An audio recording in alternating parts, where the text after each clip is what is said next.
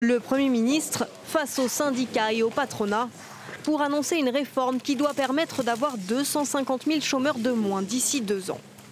Cette ambition, c'est d'arriver au plein emploi.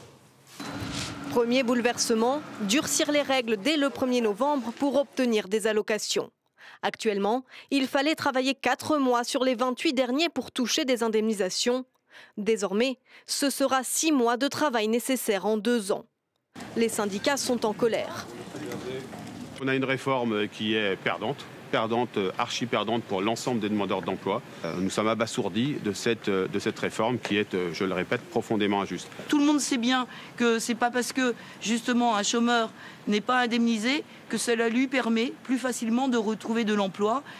En revanche, de nouveaux droits seront ouverts aux salariés qui démissionnent après 5 ans pour un autre projet professionnel, ainsi qu'aux travailleurs indépendants. Autre nouveauté, taxer les contrats courts en 2020. Un bonus-malus de 3 à 5% sera créé pour réduire les abus de CDD. Un système limité finalement à 7 secteurs, par exemple l'hôtellerie-restauration ou l'agroalimentaire. En revanche, le gouvernement a décidé d'épargner le bâtiment. Le patronat dénonce la mesure.